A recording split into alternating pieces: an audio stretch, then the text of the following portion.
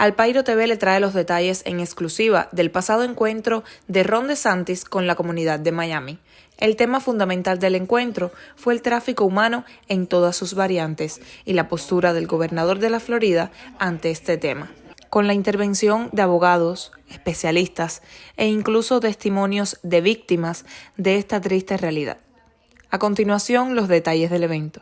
39,000 individuals have completed the organization's one-hour training thus far, which is currently available in 12 languages. The DSO does not just rely on legislative funding. We don't just look for a handout. Instead, we have raised significant private sector funds to provide technology grants to law enforcement and to identify and rescue victims and also aid in prosecutions. On a serious note, though, human trafficking is a heinous crime that preys on vulnerable individuals. Its perpetrators are just evil. And that's why we're so fortunate to live and work in a state with a governor who has prioritized law and order from day one. As the state has ensured that we are holding these perpetrators accountable and has set a tone of zero tolerance when it comes to these heinous acts. He's joined by staunch advocates and elected officials like the Lieutenant Governor and Attorney General, who've echoed the same sentiments and championed legislation, making laws more stringent to hold these individuals accountable. The governor has done great work over the course of our time in office, partnering with the legislature. We've seen so many pieces of legislation that really have become a national model. When you talk to people across the country, they look to Florida, they look to our legislative leaders, they look to our governor, our attorney general, as to what we're doing here and how they can replicate it to end this horrible scourge.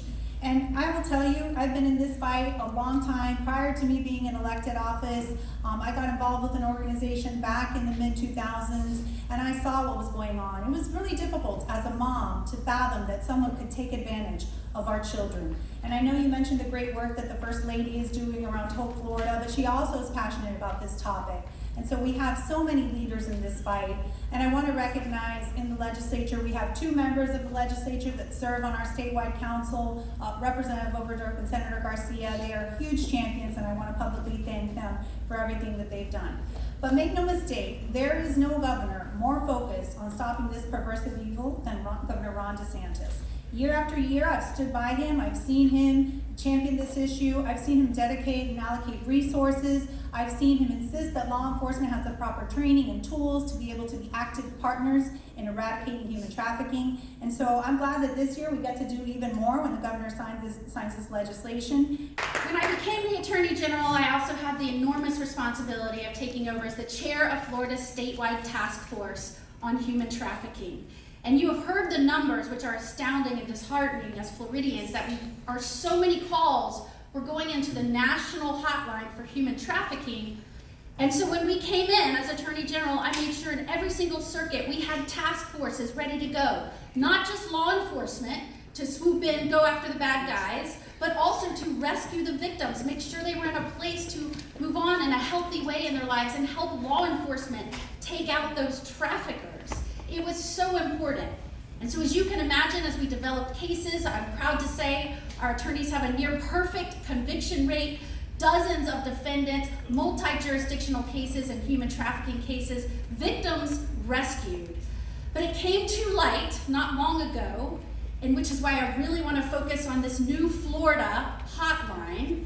We are only one of the very first states in the nation to have our own hotline dedicated to human trafficking. You see, it started back when I was 2 years old, when I first watched my brother get killed in front of me. By the age of 5, I experienced child abuse of sexual molestation, verbal abuse, physical abuse, and all the above. By the age of 10, I was already being raped. By the age of 11, I was on drugs and in foster care. By the age of 12, I was in DJJ's custody. I would continue that pattern until I would age out into homelessness. Unfortunately, that left me very, very, very, very vulnerable. It left me with a place to call no home. It left me with no support, and it left me with no one to check in on me. Therefore, I landed right into the first hands of my trafficker that would then exploit me for many, many years, making a total of 13 years of my life that I would be trafficked all across the U.S. and in and out of these strip clubs. in multi-different avenues. But the strip clubs, this being put into that bill is so dear to my heart, because why are we allowing 18-year-olds to go in there and to either be exploited by either someone else's choice or their own, so they think that it's okay, when they can't even purchase alcohol and cigarettes until they're 21? It just doesn't make sense.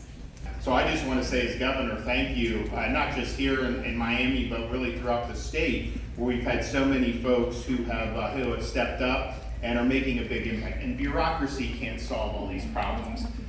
We need the faith community, we need some of these charities, we need businesses, we need other people involved if we want to be able to lift people up. And we're doing that, and she's been able to do that. Reporto para ustedes, al PAIRO TV.